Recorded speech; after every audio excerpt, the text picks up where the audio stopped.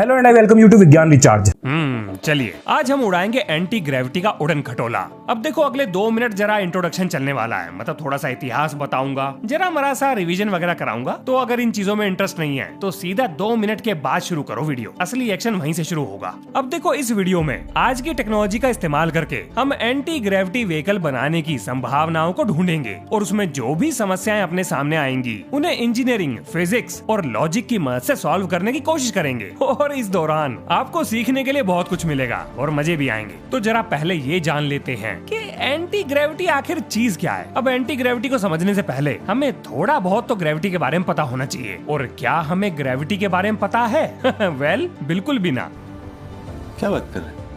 वैसे अंकल जी बिल्कुल सही बात कर रहा हूँ। ग्रेविटी को समझने से पहले हमें थोड़ा सा विज्ञान के इतिहास के बारे में जानना पड़ेगा। मतलब ये ग्रेविटी और एंटी ग्रेविटी की चौंचलेबाजी कहाँ से शुरू हुई थी? तो भैया बात है 1915 की। दुनिया बड़ी परेशान चल रही थी। नहीं, कुछ गड़बड़ हो गया। बल्कि बात है 1687 की, यानी 1687 की। दुनिया बड़ी खुशहाल थी। फिर फिजिक्स के चचा न्यूटन चचा आ गए और दुनिया को ये बताया कि जो भी चीज नीचे टपक रही है उसके पीछे ग्रेविटी की साजिश है। और वो दिन था और आज का दुनिया की खुशियां खत्म। अब ये पता करना था कि आखिर ग्रेविटी का सोर्स क्या है। तो भैया समय आता है 1915 का और फिजिक्स के फूफा यानी कि एल्बर्ट आइंस्टाइन ग्रेविटी का चैप्टर क्लोज कर देते हैं। इन शॉर्ट, स्पेस है चद्दर और चीजों के पास है मास। अब किसी चद्दर पर अगर मास रखोगे तो गड्ढा पड़ेगा और यही गड्ढा है ग्रेविटी। कोई सेंस बनता है क्या इस बात का? पर हम कर भी क्या सकते हैं? इससे बढ़िया एक्सप्लेनेशन हमारे पास है ही नहीं। तो मजबूरी में इसे ही सबने सच मान लिया और आज भी यही चल रही है। अब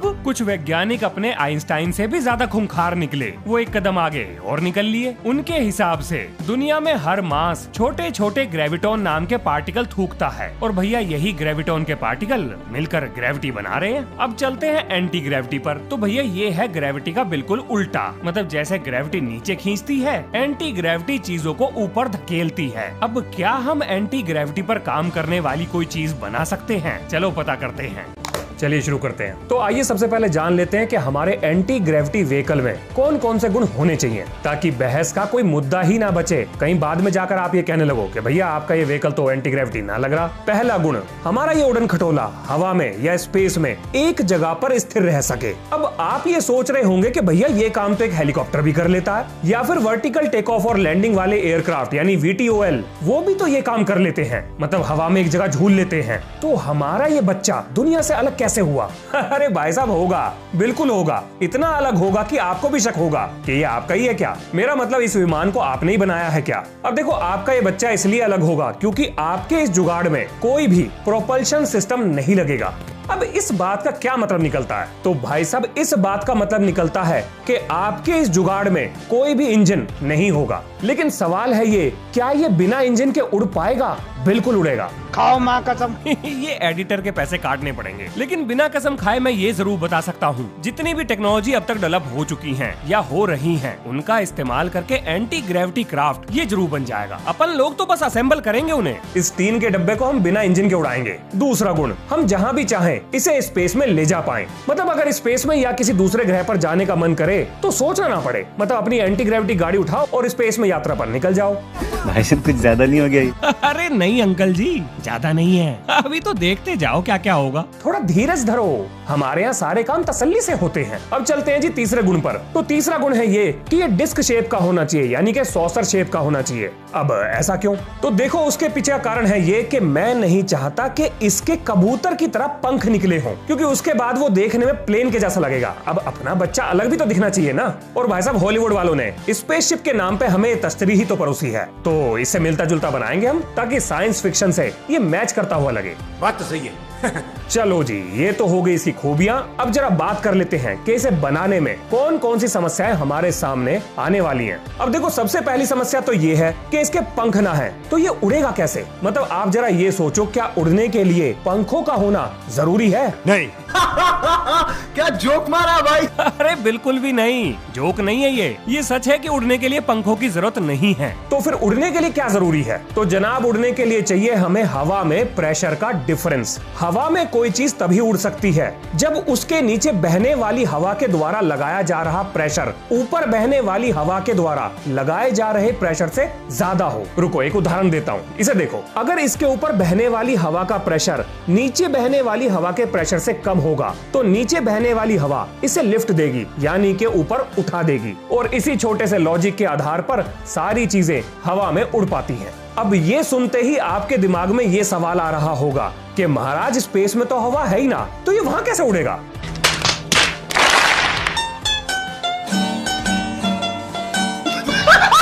आपको क्या लगता है ये वीडियो बनाने में 1 हफ्ता क्यों लग गया? पर चिंता ना करो, उड़ाएंगे इसको, स्पेस में भी उड़ाएंगे। तो देखो, पहले इसे धरती पर उड़ा लो, बाद में स्पेस का चैप्टर भी निपटा देंगे। टेंशन ना लो, यहाँ सारे काम आराम से होंगे। चलो जी, अपनी तश्तरी को मैदान में लाओ और सूट वूट पहनकर तैयार हो जाओ। प्रेशर डिफरेंस की बारात निकलने वाली है। आपने फ्रिस्बी तो देखा ही होगा, अब बस हमें ये पता करना है कि आखिर इसको लिफ्ट कैसे मिल रही है। तो जी हमने अपनी तश्तरी पकड़ी और उठाकर एरोडायनेमिक टेस्टिंग लेबोरेटरी के अंदर ले गए। अब जैसे ही हमने इसको विंड टनल में लगाया तो हमें ये पता चला कि भाई साहब इसके ऊपर लगने वाला हवा का प्रेशर नीचे लगने वाले प्रेशर से कम था, जिसके कारण ये बड़े आराम से हवा में उड़ रहा था। तो इसका मतलब ये भी हुआ कि उड़ने के लिए पंख नहीं बल्कि प्रेशर डिफरेंस चाहिए और डिस्क शेप बड़े आराम से उड़ सकती है। अब कुल मिलाकर बात ये निकलती है कि अपना डिजाइन तो सही है, लेकिन हम इसको हवा में लटकाएंगे कैसे, मतलब लिफ्ट कैसे देंगे? और ये है अपनी अगली समस्या। अब इस समस्या को सुलझाने में भी एक और समस्या है, और वो ये कि आज तक हमने जितनी भी चीजें देखी हैं उनमें से कोई भी चीज बिना थ्रस्ट जनरेट करे या बिना इंजन के उड़ नहीं सकती। मतलब लंबे समय तक तो उड़ नहीं सकती।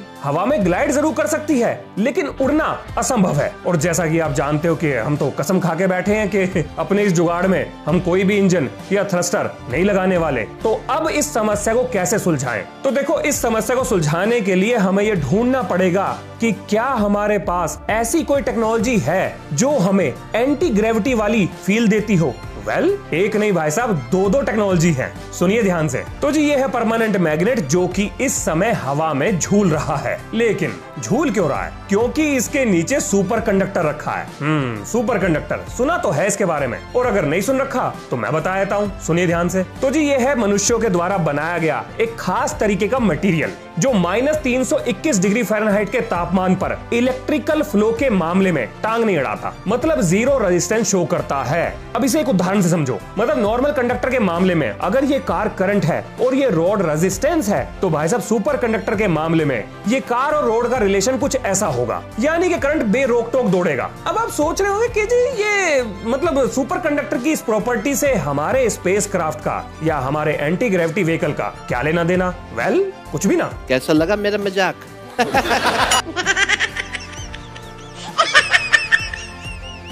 देखो, अभी जो मैंने आपको बताया वो ये याद दिलाने के लिए बताया कि सुपर कंडक्टर आखिर है क्या। ये सुपर कंडक्टर की एक प्रॉपर्टी है, लेकिन एक प्रॉपर्टी और भी है जिसके बारे में मैंने आपको अभी नहीं बताया है, वो सुनिए। तो जनाब, सुपर कंडक्टर एक ऐसा मटेरियल है जो मैग्नेटिक फील्ड लाइंस को पार नहीं होने देता। अब इस बात का क्या मतलब निकलता है? तो देखो जी, अगर ये कंडक्टर अपने आर पार मैग्नेटिक फील्ड लाइंस को निकलने नहीं देगा तो उससे होगा ये कि इसकी मैग्नेटिक फील्ड लाइंस मुड़कर ऊपर की तरफ उठेंगी, यानी ये मैग्नेट अपनी खुद की मैग्नेटिक फील्ड की वजह से हवा में लटका हुआ है। आपने अक्सर दो मैग्नेट्स को एक दूसरे पर इनविजिबल फोर्स लगाते हुए देखा होगा, जिसकी वजह से कभी कभार आप मतलब इस तरह की चीजें भी देखते हो कि एक मैग्नेट ने दूसरे मैग्नेट को हवा में लटका दिया। लेकिन कमाल है ये कि इस काम को करने में दो मैग्नेट्स का इस्तेमाल हुआ है, लेकिन सुपर कंडक्टर के केस में एक मैग्नेट अपनी खुद की मैग्नेटिक फील्ड की वजह से हवा में लटक सकती है ना कमाल? चलिए अब इस प्रॉपर्टी का इस्तेमाल करते हैं अपने एंटी ग्रेविटी स्पेसक्राफ्ट में। कैसे,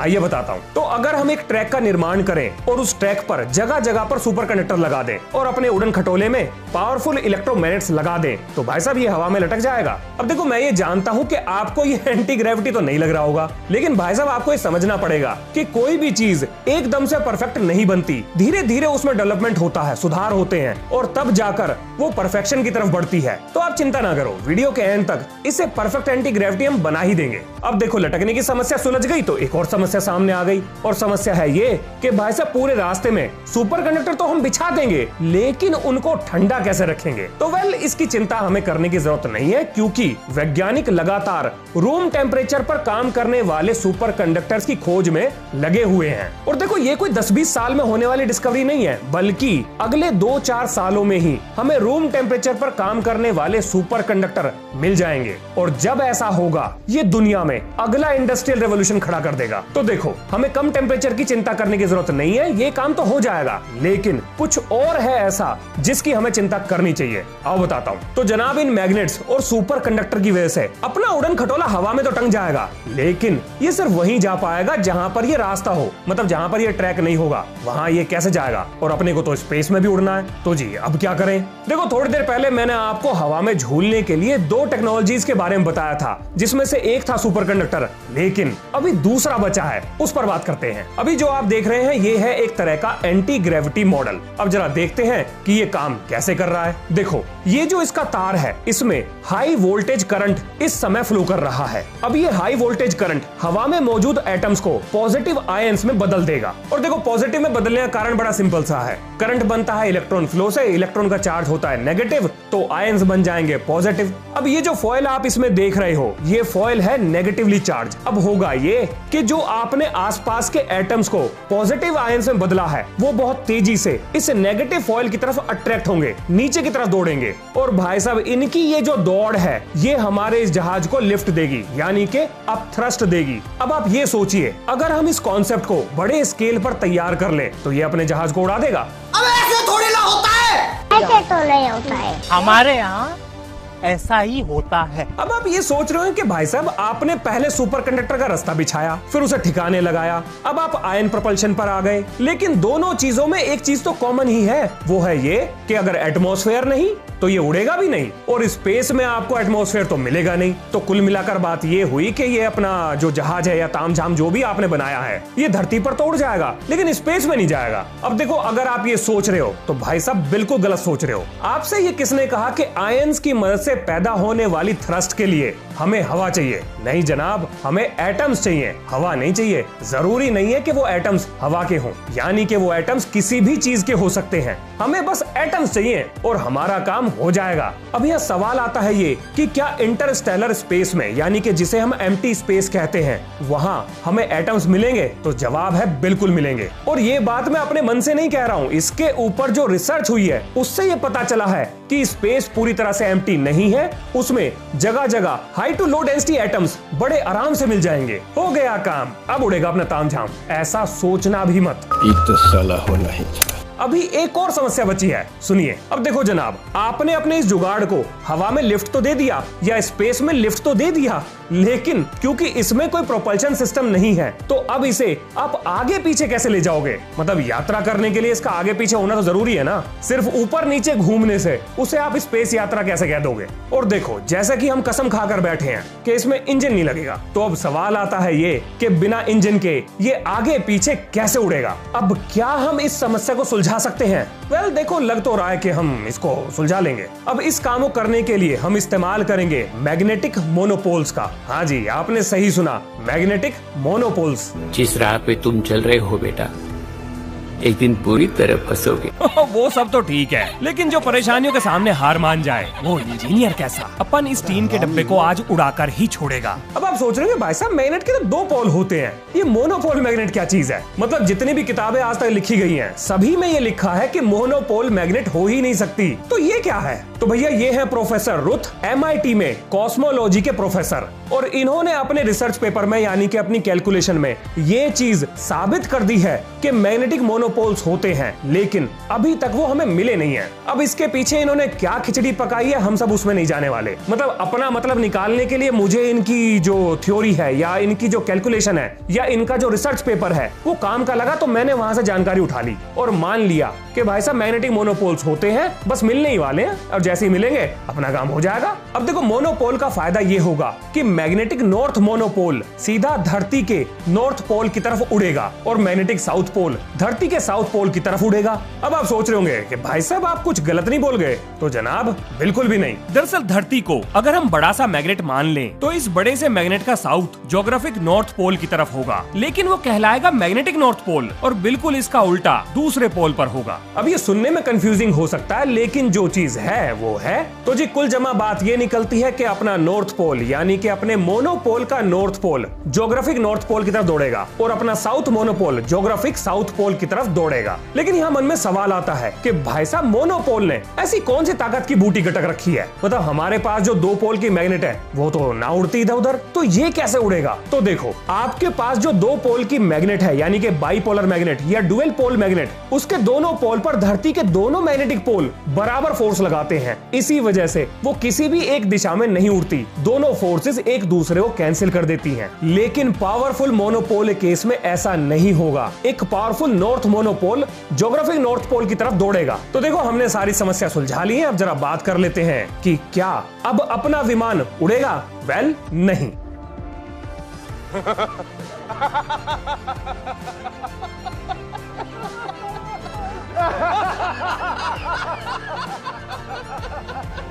जनाब अभी एक और समस्या बची हुई है, उसे और सुलझा ले, शायद फिर उड़ाई देंगे इसको। अब देखो आपने सारे काम कर लिए, मतलब टीन का डब्बा भी तैयार कर लिया, उसमें इलेक्ट्रोमैग्नेट भी लगा ली, सारी चीजें सारे जुगाड़ उगाड़ जो भी आपको चाहिए उसे चलाने के लिए सब कर लिया। लेकिन भाई साहब आपने ये नहीं सोचा कि इसको पावर कहां से मिलेगी, मतलब क्या ये बिना पावर के चल पाएगा। वेल बिल्कुल नहीं चलेगा। चलो तो अब इसमें पावर का जुगाड़ कर लेते हैं। तो जी इसको पावर देने के लिए हम लगाएंगे इसमें एक न्यूक्लियर रिएक्टर। अब वो फ्यूजन है या फिशन रिएक्टर है, इसकी बहस में हम लोग नहीं जाने वाले। लेकिन अब आप ये सोच रहे होंगे क्या इस जुगाड़ में एक रिएक्टर फिट होगा। भाई साहब बिल्कुल होगा। जब आप सबमरीन में रिएक्टर फिट कर सकते हो तो इसमें लगाने में कौन सी दिक्कत है। हाँ जी अब सारी चीजें ठीक लग रही हैं, तो चलो अपना विमान बना लेते हैं। तो जी हमारा तामझाम होगा डिस्क शेप का और उसके नीचे लगेंगे मैग्नेटिक मोनोपोल और इस तामझाम की आउटर बाउंड्री पर लगेगा अपना एटम आयोनाइजर। लेकिन सिर्फ मैग्नेटिक मोनोपोल्स लगाने से इसकी डायरेक्शन नहीं बदलेगी, बल्कि उड़ते हुए इसके मोमेंटम को बदलने के लिए हमें इसमें रडर भी लगाना पड़ेगा,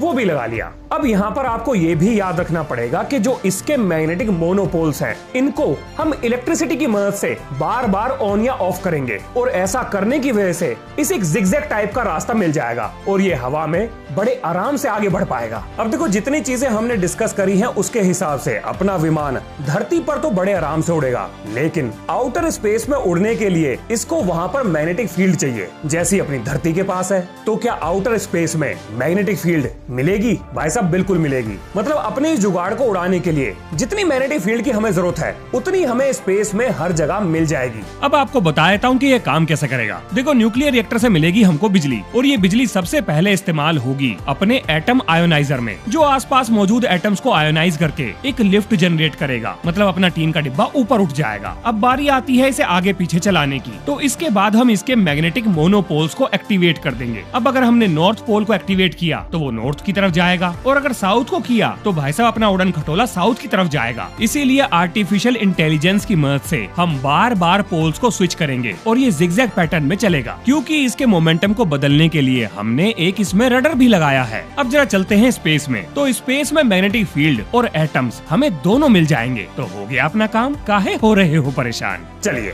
अब एक चीज को डिस्कस कर लेते हैं। एक सवाल मेरे से अक्सर पूछा जाता है, वो ये कि जी ये इंजीनियर और साइंटिस्ट के बीच में फर्क क्या है। तो सुनिए, एक इंजीनियर पहले से मौजूद टेक्नोलॉजी और रिसोर्सेज का इस्तेमाल करके उन्हें असेंबल करके समस्याओं को सुलझाता है और प्रॉब्लम्स के सॉल्यूशन ढूंढना, यही इंजीनियरिंग कहलाता है। लेकिन वैज्ञानिक दो तरीके के होते हैं, एक थ्योरेटिकल और एक एक्सपेरिमेंटल। उदाहरण के लिए अगर आप फिजिसिस्ट ले लो, यानी कि अपने एल्बर्ट आइंस्टाइन, तो उनके दिमाग में एक आइडिया आया। उन्होंने उस आइडिया को पेन पेपर पर लिखकर मैथ्स की मदद से, इक्वेशंस की मदद से टेस्ट किया, जहां पर वो बिल्कुल सही साबित हो गया। अब उस आइडिया पर जब एक्सपेरिमेंट किए गए तो जो चीजें मैथ्स ने प्रूव करी थी बिल्कुल वैसी ही घट गई। अब जब भी कभी ऐसा होता है तो जिस चीज की भी खोज होती है वो उस वैज्ञानिक के नाम पर चली जाती है। उदाहरण के लिए एनर्जी मास इक्विवेलेंस यानी E=mc² और थ्योरी ऑफ रिलेटिविटी, ये एल्बर्ट आइंस्टाइन के नाम से जानी जाती हैं। अब इनसे अलग एक दूसरे तरह के साइंटिस्ट भी होते हैं, उन्हें हम कहते हैं एक्सपेरिमेंटल साइंटिस्ट, यानी कि जब उनके दिमाग में कोई आइडिया आता है तो उसके बाद उस आइडिया को लेकर वो इंजीनियर्स की मदद लेते हैं किसी चीज को बनाने में, डेवलप करने में,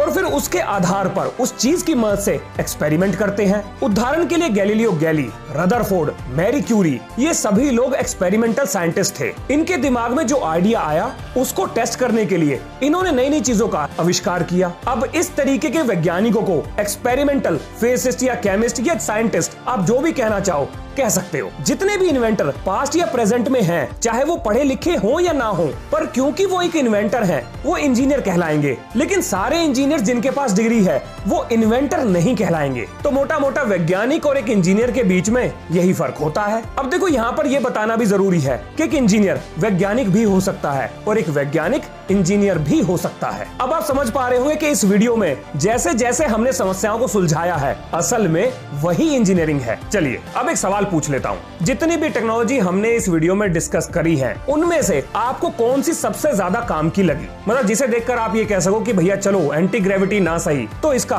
कुछ ना कुछ और इस्तेमाल तो हम निकाल ही लेंगे। और दूसरा ये कि कौन सी ऐसी टेक्नोलॉजी है जिसे देखकर आपको ये लग रहा हो कि भाई साहब इस पर तो वैज्ञानिक अपना टाइम खराब कर रहे हैं, ये हमारे किसी काम की ना है। तो जल्दी से कमेंट में बता दो कि कौन सी काम की है और कौन सी काम की नहीं है। चलो जी, ये है इस वीडियो का अंत। मिलते हैं नेक्स्ट वीडियो में। जय हिंद, जय भारत।